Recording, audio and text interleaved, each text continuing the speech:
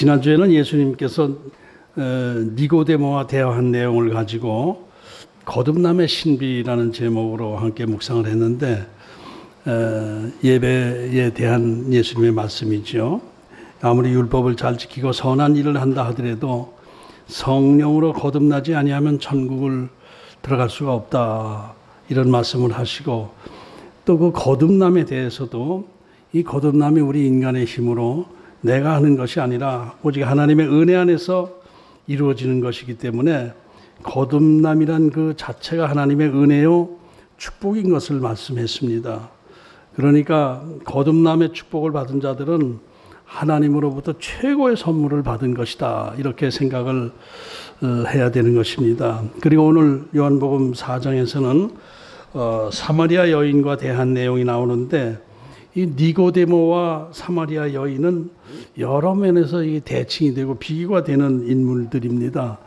니고데모는 유대인 중에 유대인, 바리새인 중에 바리새인, 또 산헤드린 공회의원이고 지도자이고 유대인을 대표하는 지도자적인 인물이지만은, 그런데 사마리아 여인은 아주 사람들에게 이게 좀 따돌림을 받고 천대받고 또 그런 과정에서 여러 가지 어려움을 겪으며 삶의 목마름에 지쳐 있는 사람이었습니다. 지난주에는 그 유대인의 지도자 니고데모의 예배와 구원에 대한 말씀을 예수님께서 하셨고, 오늘은 그 천하게 여김 받는 시련 속에서 갈증에 시달리고 목말라 하는 그 여인을 구원시키는 그 내용이 나오는 것입니다. 그리고 이제 니고데모는 밤에 스스로 예수님을 조용히 찾아왔는데, 이 사마리아 여인은 예수님께서 직접 찾아가셔서 예수님께서 먼저 말을 거신 거예요. 어떤 목적을 가지고 가셔서 사마리아 여인에게 접근하셨다, 이렇게 보면 되겠습니다. 요한복음 4장 3절 4절을 보면, 유대를 떠나서 다시 갈릴리로 가실새 사마리아를 통과하여야 하겠는지라. 사마리아를 반드시 통과하여야 되기 때문에 예수님께서 예루살렘에서 갈릴리 쪽으로 가실 때 사마리아를 거쳐 가셨다라고 말씀하시는 거거든요. 여러분이 잘 아시는 것처럼 유대인들은 사마리아 사람들을 아주 싫어해가지고 개 취급하고 말도 걸지 않는 것이 당시 관행이지 아니었습니까? 왜냐하면은 옛날 북이스라엘이 아수르에게 망하고 나서 아수르의 그 식민지 정책 때문에 그 지역 사람들을 다, 그 지역에 원래 살던 사람들은 다른 곳으로 이주시키고 다른 곳에 살던 사람들을 사마리아 쪽으로 보내고 이렇게 섞어가지고 여러 민족이 섞이면서 그 아주 혼합된 그 민족 분위기가 된 거예요. 특히 사마리아는 북이스라엘의 수도였기 때문에 특히 더 아수르 정부가 경계를 해가지고 말썽을 안 익히도록 이렇게 혼합된 정책을 쓰면서 다양하게 인종들을 섞어놨던 것입니다. 그런데 여기서 문제가 되는 것은 혼혈족이 되는 것도 물론 문제이긴 하지만은, 그것이 유대인들에게 더 문제가 되는 것은 혼합종이 되면서 종교도 혼합 종교가 된 거예요. 여호와 하나님을 섬기던 그 북이스라엘 사람들이 막 섞이고 이렇게 하면서 그 종교 자체가 그냥 그냥 우상인지 하나님을 섬기는 예배인지 구분이 되지 않을 정도로 이제 혼란스러워진 거예요. 그러니까 하나님을 믿는 것인지 우상 숭배하는 것인지 그 예배 형식이 이상해지고 만 거예요. 유대인들은 그것을 더 싫어한 것이죠. 여호와 하나님을 섬기는 것이 아니라 잡신을 섬기고 있는 것이다. 이래가지고 유대 지역 사람들은 사마리아 사람들을 아주 싫어하고 그 사람들과 만나서 대화하는 것도 금지하고, 뭐 밥 먹는 것도 금지하고, 또 뭐 물건을 사고 팔고 하는 것도 금지시키고 아예 상종을 하지 않는 그런 분위기가 됐던 것입니다.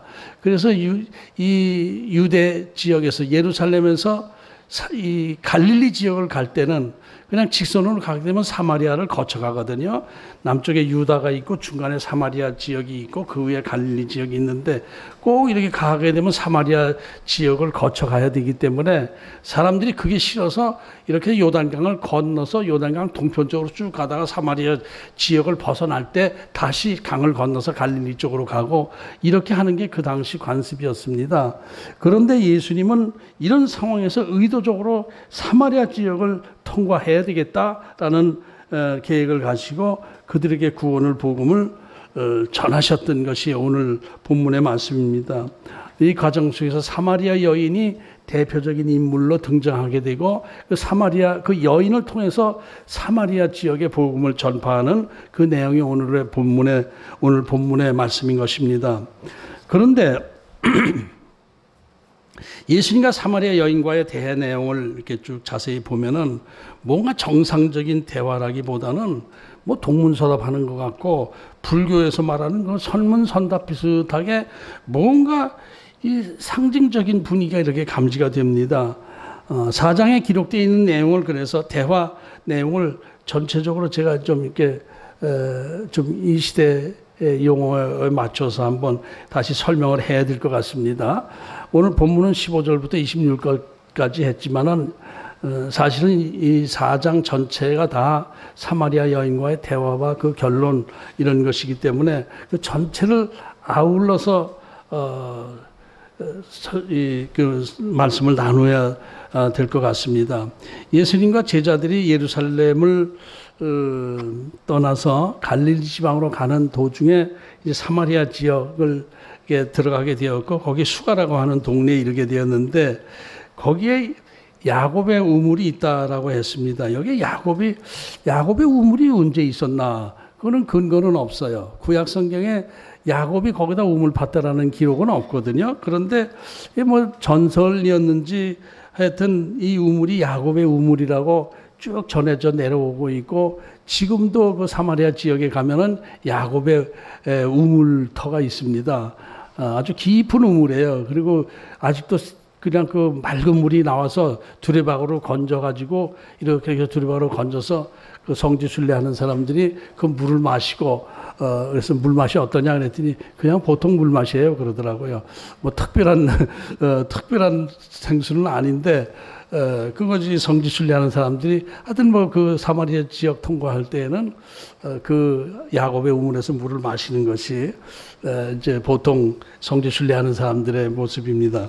예수님께서 이 야곱의 우물가에서 쉬시고 계셨는데 이때 한 여인이 물을 기르러 온 것입니다. 물을 기르러 올 때 예수님께서 그 여인에게 먼저 물 좀 달라고 말씀을 하신 거예요. 유대인 남자가 사마리아 여인에게 먼저 말을 건다는 것은 당시 분위기로서는 전혀 있을 수 없는 일인데 예수님께서 먼저 말을 걸어서 물 좀 마시게 해달라고 하신 거예요.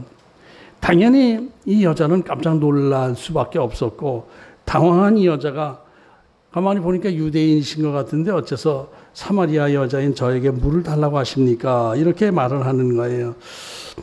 그때 예수님께서 좀 알아들을 수 없는 말씀을 하신 것이죠. 내가 만일 하나님의 선물과 내게 물 달라고 한 사람이 누구인지 알았다면 내가 오히려 물을 달라고 했을 것이고 그러면 내가 생수를 너에게 주었을 것이다. 엉뚱한 말씀을 하신 거예요. 아니 그 유대인이신 것 같은데 어째 사마리아 여자인 저에게 말을 겁니까? 그랬더니 네가 내가 누군 줄 알았으면 네가 나한테 물을 달라고 그랬을 거야. 그러면 내가 생수를 너에게 주었을 것이다. 이렇게 대답을 하시니까 이 여자는 그것이 이 남자가 유대인 남자가 그 야곱의 우물에서 물을 길어서 자기에게 준다는 의미로 해석을 이해를 하고 두리박도 없으면서 이 깊은 우물물을 어떻게 퍼주신다고 그렇게 하십니까? 이렇게 대답을 하는 거예요. 그런데 사실 여기서 예수님께서 하나님의 선물, 물 달라고 한 사람이 누구, 또 생수를 너에게 주었을 것이다. 이렇게 말씀하신 것이 영적인 대답이죠. 하나님의 선물은 성령입니다. 그리고 생수도 성령을 말하는 거예요. 의미하는 거예요. 그러니까 성령을 말씀하시는 거예요.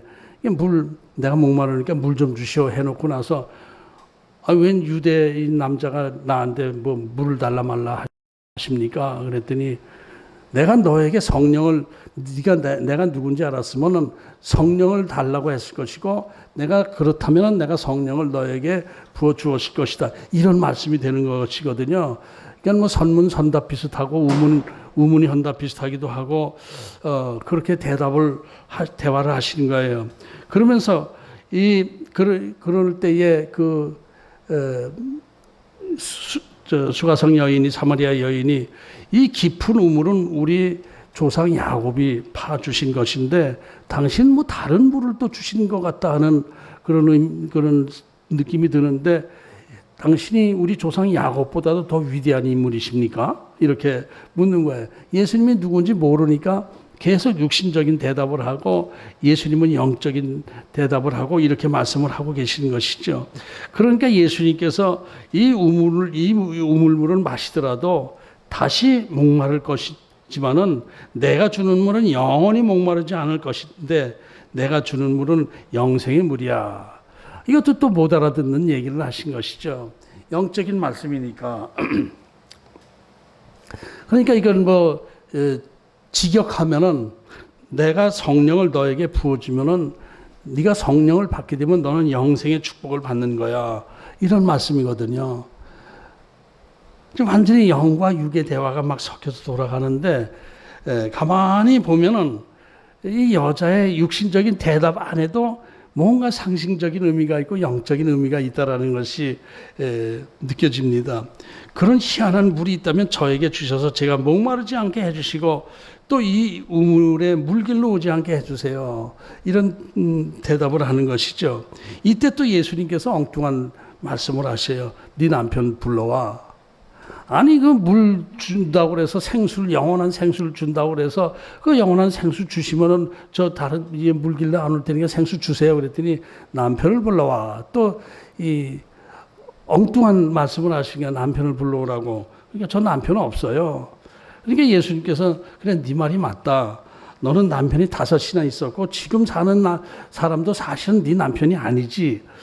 이렇게 또 이 사람을 망신 주는 말씀을 예수님께서 하신단 말이에요. 이게 처음 보는 여자 앞에서 어떻게 또 그런 내용을 다 아시고 또 그런 말씀을 또 아셨다 하더라도 속으로 알고 계시지. 뭐 너 남편이 5이나 있었고 지금 사는 남자도 진짜 네 남편이 아니잖아. 그러니까 너 남편은 없는 거나 마찬가지야. 이런 말씀을 하셨단 말이에요. 그런데 이 말씀은 사실 영적으로 보면 굉장히 깊은 의미가 있는 것이고 우리 인생 전체에 교훈이 되는 말씀을 해 주신 거거든요. 이 여자가 뭘 깨달았는지 아니면 자기의 그 사생활을 보지도 않은 사람이 다 얘기를 해서 그런지 몰라도 주여 퀴리어스여 하면서 이제 보니 선생님은 선지자이셨군요. 이렇게 말을 하면서 엉뚱한 질문을 또 해요. 완전히 동문서답 같은 질문을 또 하는 거예요. 우리 조상들은 이 그리심산에서 예배를 쭉 해왔는데 유대인들은 예루살렘 성전에서만 예배해야 한다고 하는데 이거 어떤 게 맞습니까? 어디서 예배 드리는 게 진짜 하나님이 받으시는 예배가 됩니까? 이런 질문을 했단 말이에요. 당시 그 사마리아인들은 그리심산 안에 당시가 아니고 북이스라엘 때에 한 왕이 그 남북이 갈라지고 나서 북에는 성전이 없었고 남이스라엘에만 성전이 있었기 때문에 명절 때가 되면 자기 백성들이 북이스라엘 사람들이 남쪽 예루살렘 가서 제사를 드리고 올라오고 그런단 말이에요. 그런 거 보니까 자기 국가의 정체성이 희미해지는 것이고 또 예루살렘 갔다가 안 올라올 수도 있고 이런 여러 가지가 있으니까 화려하게 그리심산에다가 화려하게 상하궁전을 지어놓습니다. 그 유적이 나와서 굉장히 화려했던 그 흔적이 나옵니다. 큰 성전을 짓게 됩니다. 그렇게 해서 너희들 명절 때 예루살렘 성전으로 가지 말고 여기에서 제사를 지내. 그리고 금송아지를 만들어 놓고 거기다 절하게 하면서 여호와 하나님께 예배 드리는 것처럼 그런 문화가 있었어요. 그런데 그게 이제 중간 시대 때 마카비 시대 때에 한 마카비 자식들 중에서 누군가가 하여튼 그 성전을 그리심산에 있는 상하 궁전을 다 허물어 버리고 성전도 허물어 버리고 그래서 없는데 그래도 하여튼 그리심산에서 한 자리를 차지하고 계속 거기서 예배를 드리고 있었는데 그런데 이 사마리아인들에게는 항상 의식이 되는 게 남쪽 예루살렘 성전에서 예배를 드려야 하나님께서 우리 예배를 받으시는 거 아닌가라는 생각을 드는데 지도자들은 아니다. 여기서 금송아지에게 절해도 구원을 받을 수 있다. 이런 얘기를 계속 해왔는데 누구 말이 맞는 것입니까? 이렇게 또 질문을 할 때 예수님께서 또 아주 파격적인 말씀을 하셔요. 내 말을 믿어라. 이 그리심산도 아니고 예루살렘에서도 아니고 아버지께 영과 진리로 예배할 때가 올 것이다. 이런 말씀을 한 거예요. 그래서 너희들은 지금 누구한테 예배 드리는지도 알지 못하고 드리지만은 예배는 하나님 아버지께 드려야 하는 것이고 구원은 유대인으로부터 난 거야. 이렇게 말씀을 하신 거예요. 영과 진리로 예배할 때가 오는데 그때가 이제 곧 올 거다. 이런 말씀을 하시면서 하나님은 영이시니까 예배하는 자는 영과 진리로 예배해야 되는 거야. 형식과 머리, 지식으로 예배 드리는 것이 아니라 영과 진리로 예배해야 돼. 이렇게 말씀을 하셨단 말이에요.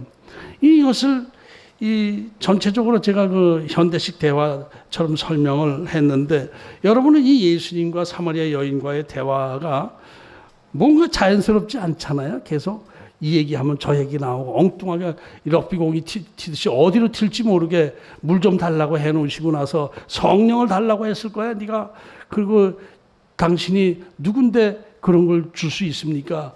뭐 이렇게 대답을 하면서 그러니까 또 갑자기 네 남편 데려와. 그러니까 남편이 어딨냐고 그러고 그래 맞아. 남편 없는 게 맞아. 너 전부 네 남편은 다 가짜였으니까. 또 이렇게 하니까 뭔가 심상치 않네. 이분 대화하는 게 말씀하는 게 선지자 같으네. 이렇게 하면서 예배는 어디서 드리는 예배가 맞습니까? 예루살렘입니까? 그리심산입니까? 또 이렇게 하니까 예수님께서 거기도 아니고 여기도 아니고 영과 진리로 아버지께 드리는 예배가 진짜 하나님께서 받으신 예배야. 이런 대화 내용이 쭉 된 거예요. 그러니까 이게 진짜 여기서 번쩍 저기서 번쩍 영적으로 확 튀면은 육적으로 확 내려가고 또 그 육적인 것에 대답을 영적으로 하고 막 이렇게 되는 대답에서 이 여인이 은혜를 받는 상황이 된 거예요. 그러니까 예수님은 처음부터 영적 의미를 가지고 이 사마리아 여인을 만나서 말씀을 시작하신 것이고 여인은 아무것도 모르고 육신적인 그저 목마름 안에서 이렇게 짜증나 있는 상황에서 유대인 남자가 물 달라고 그러니까 더 짜증이 난 거예요. 내 삶에서도 내 삶의 인생에서도 목마름에 지쳐 있는데 웬 유대 남자가 나한테 목마름을 해결해 달라고 이렇게 하는가? 이런 식으로 해서 짜증나면서 대화를 했는데 대화하다 보니까 차츰 영적으로 들어가면서 이 여인이 은혜를 받게 된 거예요.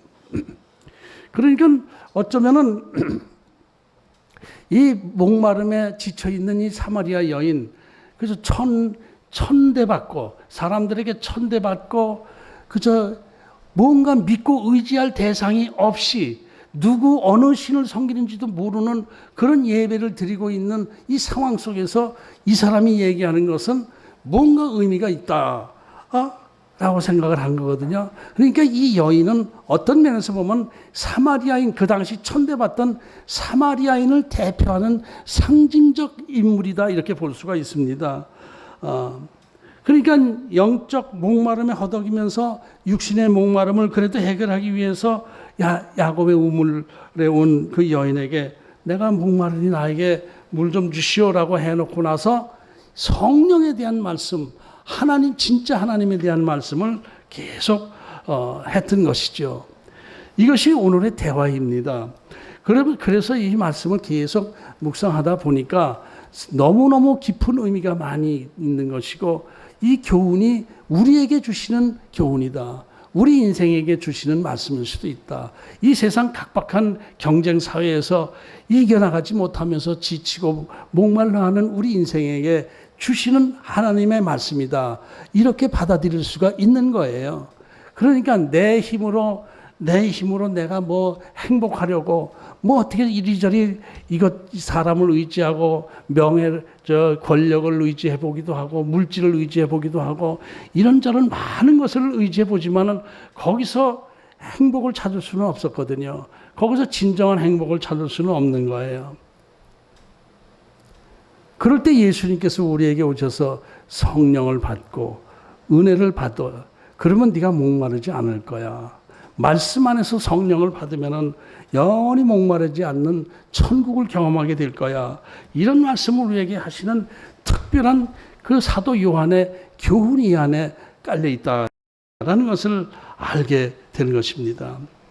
그러니까 네 남편을 데려오라.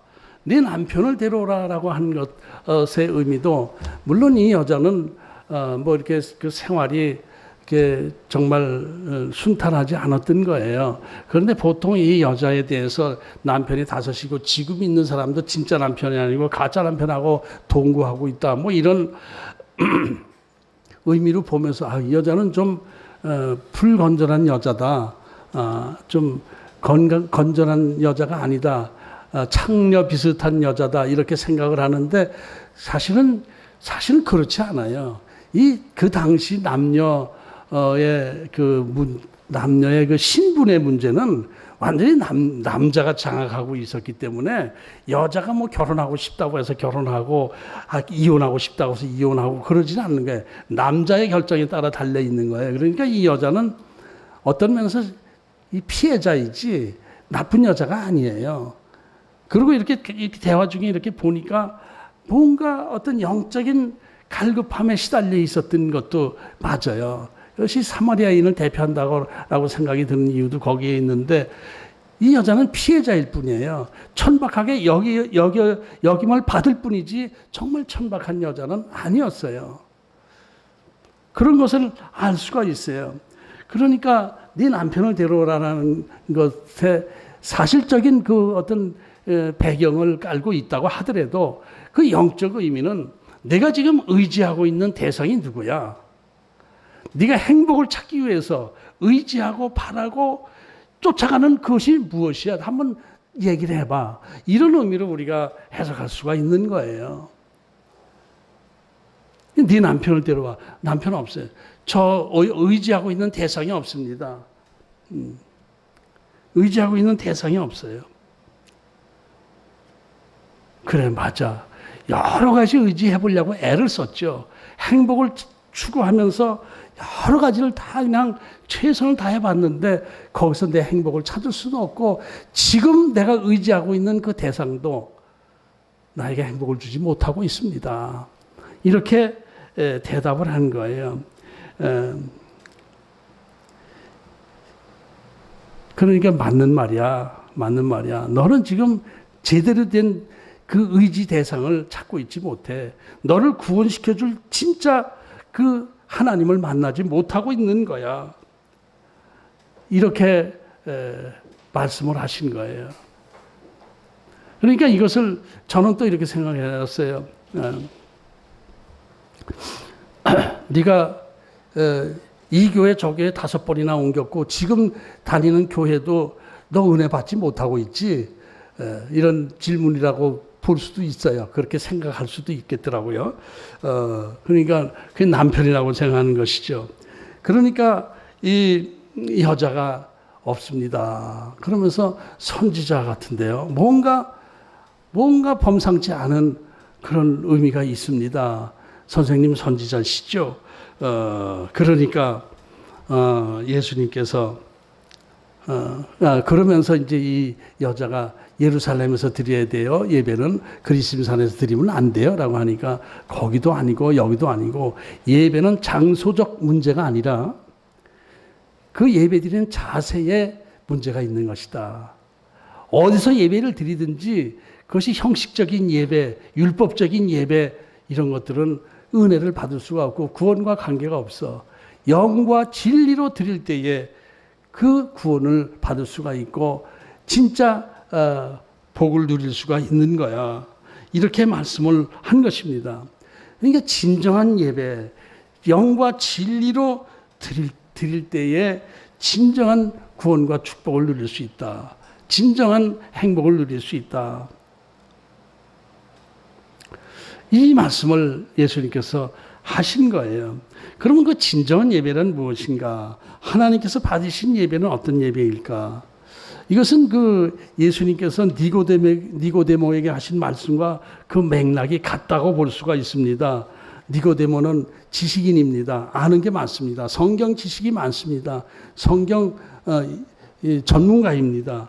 그리고 율법 안에서 형식을 갖추면서 제사 지내고 하는 것은 도사입니다. 그런데 그것으로는 구원이 이룰 수가 없어. 진정한 구원은 성령을 받아야 돼 라고 니고데모에게 말씀하신 것처럼 이 여인에게도 예배는 영과 진리로 진정성 있게 드리는 예배를 하나님께서 받으신 것이지 그 장소가 문제는 아니다. 이 말씀을 하신 거예요. 물론 장소도 필요하긴 하겠지만은 장소보다 더 중요한 것은 예배드리는 자세에 있다. 이렇게 말씀을 하시면서 하나님은 영이시기 때문에 영적인 예배를 드려야 너희가 구원을 받을 수가 있는 거야. 이 말씀을 하셨습니다. 여기서 영과 진리로 예배를 드린다라는 것은 영과 진리 원문을 보니까 푸니마와 알레데이아예요.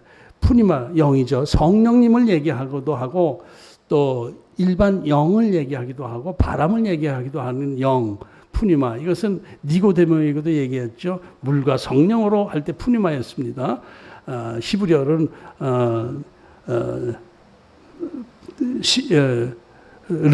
르하의이고 헬라어로 푸니마인데 영과 진리로 예배드린다 이렇게 말씀하셨는데 옛날 성경에는 신령과 진정으로 이렇게 번역을 했었죠.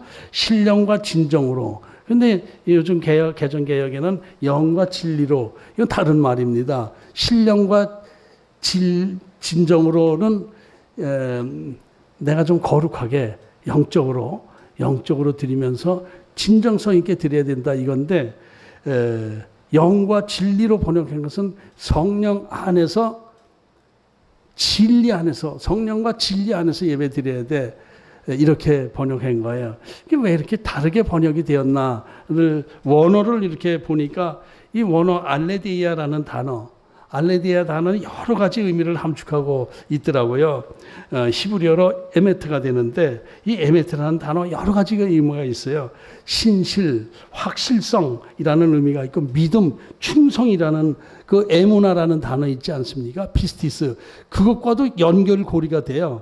그가 더 섞여 돌아갈 수도 있어요. 어떤 면에서. 그러니까 믿음 안에서 진정성 있게 예배 드린다고 번역해도 되는 것이고 성령 안에서 말씀으로 예배를 드리는 것 이렇게 진리의 말씀 안에서 예배 드리는 것 이렇게 번역해도 두 가지 다 맞더라고요. 그러니까 이 진리, 진정성 이것은 같은 의미가 있는 거예요. 진리 안에서 확신하는 안에서 믿음 안에서 진정성 있게 예배를 드리는 것이고 또 영도 두 가지 의미가 있죠. 영도 하나님의 영이 있고 내 영이 이렇게 좀 있다라고 하는 그런 신학적 문제를 얘기하는데 내 영이 사실상 있는가 없는가 이거는 신학적으로 애매합니다. 확실치가 않아요. 성령이 내 안에 들어오실 때 내가 영적인 사람이 되는 것이지 성령이 떠나가실 때는 내 영이 따로 하나님의 영 말고 내 영이 따로 있다 없다 이것은 애매해요. 그래서 생각 이런 건 있지만은 그러니까 성령님이 안에 그냥 영과 진리 성령 안에서 드리는 예배하고 내 영으로 이렇게 거룩하게 드리는 거하고 조금 좀 차이가 있을 수도 있어요. 그래 신학적으로 복잡하고 정답을 우리가 정확히 알지는 못해요. 내가 인간에게 영이 물론 생명이 하나님께서 이 호흡을 불어넣어 주심으로 해서 영적인 존재가 됐지만은 그 생명력 있는 존재가 된 것이지, 그랬다고 해서 내 영이 따로 있다? 이것은 좀 애매해져요. 하나님의 영이 내 안에 들어와 계실 때 내가 영적인 사람이 되는 것, 이런 것으로 이렇게 좀 신학적으로 혼란스러운데, 어쨌든 영과 진리로 예배드리는 것은 성령 안에서 진정성 있는 예배를 우리가 드려야 되는 것, 이것을 예수님께서 말씀하신 것입니다.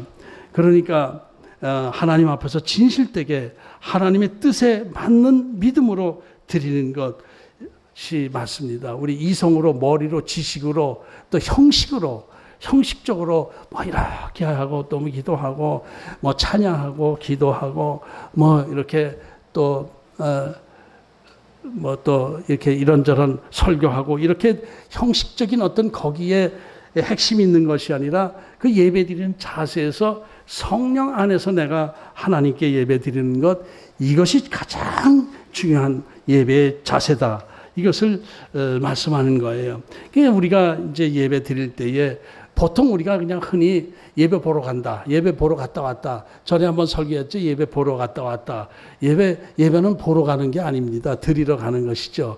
예배 보고 왔다. 뭐 이런 것이 옛날에 그 우리나라 한국 기독교 초기 시대에 이 서양 선교사들이 와서 뭐 사람들을 불러다가 뭐 예배를 드리고 하는데, 거기도 또 뭐 선물도 주고 막 이렇게 하는데, 사람들에게 전도할 때 그런 거예요. 예배하는 거 구경 좀 하고 와. 예배하는 거 보고 와봐. 어떻게 하나. 그래, 저 사람들, 서양 사람들은 어떻게 제사를 지내는 거야. 우리는 비나이다. 신령님께 비나이다. 그런데 저 사람들은 어떻게 예배하는 거야. 그러면서 예배를 구경하러 오고, 그래서 예배 보고 왔다. 그래서 옛날 외정시대 때 초기에 예배 보고 왔어. 어떻게 뭐 하디? 애들이 뭐 하면서 뭐 이렇게 하고 이렇게 하더라. 그래서 예배를 보는데, 예배를 보는 것이 아니라 예배는 드리는 거예요. 예배는 제가 주관해서 예배를 이렇게 인도하는 것이 아니라 같이 영과 진리 안에서 예배 드리는 거예요.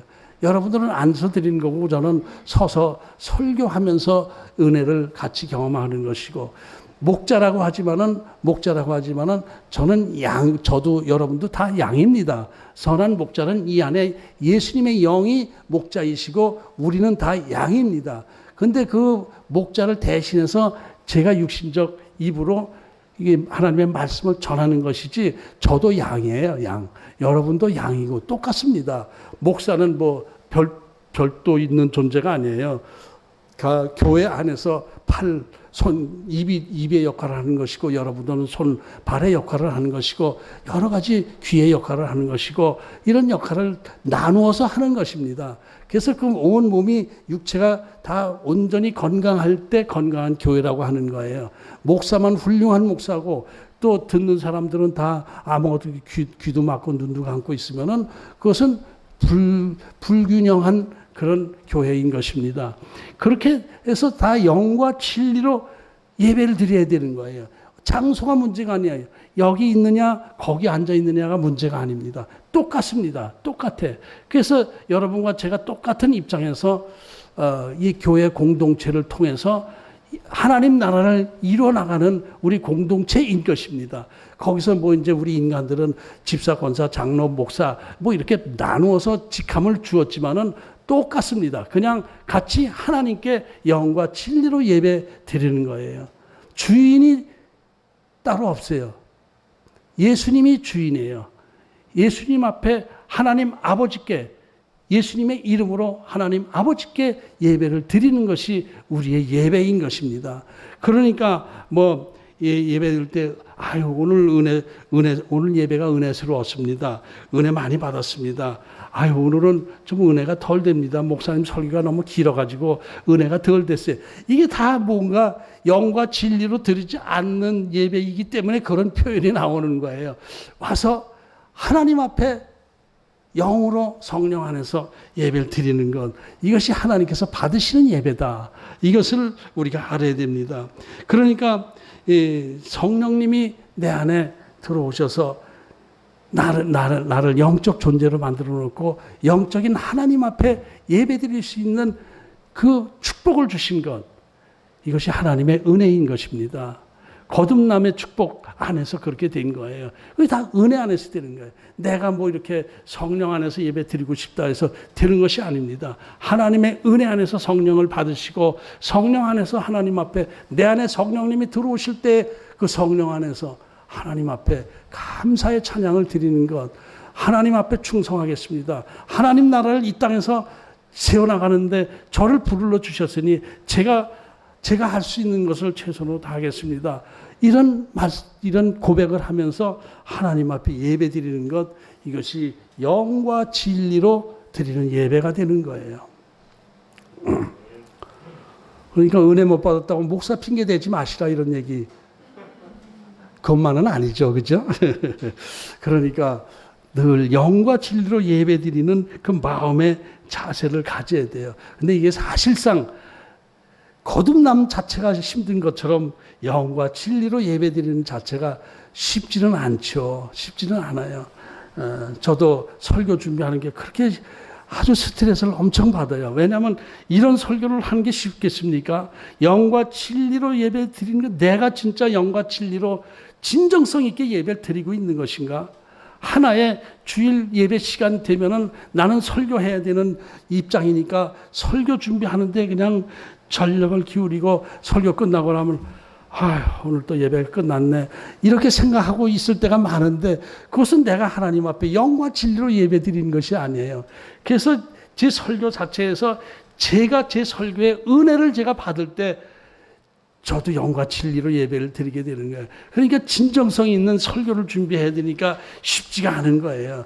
형식적인 성경 말씀 이렇게 나누고 하는 그런 것보다 이 안에서 내가 은혜를 받고 이 말씀을 같이 공유해야 되겠구나 이러면서 말씀을 나눌 때에 나도 은혜가 되고 그럴 때 여러분들도 좀 은혜를 받는 모습을 보여지더라고요.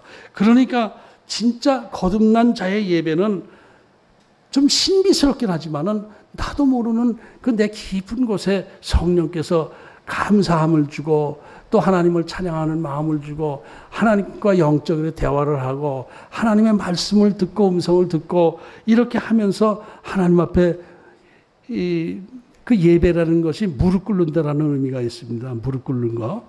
무릎 꿇는 그런 자세로 예배를 드려야 되는 거예요. 이 결론적으로 이 사마리아 여인은 예수님의 영생을 얻는 생수, 성령에 대한 말씀을 들으면서 순간적으로 은혜를 받았어요. 거듭남의 체험을 한 거예요.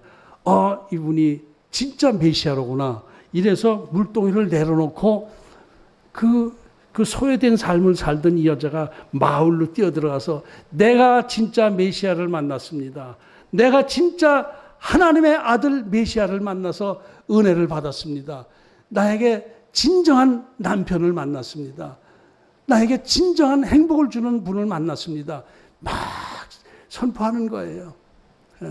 사람을 피해서 나 뜨거울 때 보통 우물에 저녁 때들 모여서 물을 길어 가거든요. 근데 낮에 온 것은 사람들을 피해서 온 거예요. 그런 여자가 달려가서 복음을 전했던 것이죠. 나 메시아를 만났어요. 하나님의 아들 메시아를 만났어요. 와보세요. 와보세요. 와보라. 이렇게 와보라가 이제 우리의 예수님의 제자들의 첫째 표현이 와보라가 돼야 되는 거거든요. 안드레가 그랬죠. 와보라. 와보라. 내가 이 메시아를 만나 와보라. 이게 우리들도 은혜를 받고 밖에 나가서 와봐. 와봐. 예배하는 거 보러 와봐. 예배 드리러 오라고 그래야죠. 그죠? 이렇게 하는 것이 첫 음성인데, 그때 사람들이 메시아를 만났다고? 메시아가, 진짜 메시아가 있어? 우리들에게 진짜 행복을 줄 수 있는 메시아가 온 거야? 우리에게 이 갈급한 목마름을 해결해 줄 수 있는 메시아가 진짜 왔어? 마을 사람들이 와서 예수님을 초청에다가 말씀을 이틀간 묵으면서 말씀을 듣게 돼요. 그러고 나서 나중에 이 마을 사람들이 한 말이, 이 여자에게 한 말이, 우리가 네 말 듣고 예수를 믿게 된 것이 아니야. 내가 예수님을 만나고 보니까 이분이 정말 하나님의 아들이요 메시아인 것을 알고 내가 은혜를 받았어. 믿는 거야. 너 때문이 아니고 성령을 받아서 내가 믿게 된 거야. 이런 고백을 하게 되지 않습니까? 이 유대인들은 계속 예수님에게 뭘 요구했어요? 표적을 요구했는데 오히려 이 사마리아인들은 말씀 안에서 은혜를 받고 성령을 받고 거듭나는 체험을 하게 된 거예요. 진정한 구원을 받게 된 거예요. 그러니까 영과 진리로 드리는 예배, 이런 예배를 통해서 진정한 안식과 평안을 누리고 진짜 천국을 바라는 그 신앙이 되시기를 축복합니다. 우리 자신도, 저 자신도 이런저런 나름대로 여러 남편을 제가 두었거든요. 돈이 나에게 행복을 주고 구원을 주는 줄 알고 돈 벌려고 길을 쓰고 해보기도 하고 또 명예를 좀 높이기 위해서 해보기도 하고 또 뭐 여러 가지 있잖아요. 뭔가 즐거움, 쾌락 이런 걸 통해서 내가 행복해져 보기로 하는 여러 남편을 두어봤지만은 거기서 진정한 구원은 이룰 수가 없었어요. 진정한 행복은 없었어요. 결국 예수님께서 저에게 찾아오셔서 우물가에 찾아오셔서 내가 너에게 처음엔 예수님께서 물 달라고 그러신 줄 알았어요. 나 목마르니까 물 줘 그런 줄 알고 나 헌금 같은 거 하려면 교회 안 나가요 그랬거든요. 헌금 달라고 그러는 줄 알고. 그런데 들어와 보니까 성령님을 예수님께서 주신 거예요. 예수님께서 성령님을 저에게 주셔서 진짜 남편을 만나게 된 거예요. 여러분의 진짜 남편은 돈이 아닙니다. 이 세상이 아닙니다. 예수님입니다. 예수님이 진짜 신랑인 거예요. 그 예수님을 성령 안에서 받아들일 때에 우리가 구원의 축복을 얻게 되는 것이고 천국을 경험하게 되는 것이고 또 이 땅에서 하나님 나라를 세워나가는 예수님의 제자 일꾼이 되는 것, 이것이 진짜 축복인 것 여러분께서 믿으시기 바랍니다. 공감하십니까? 아멘.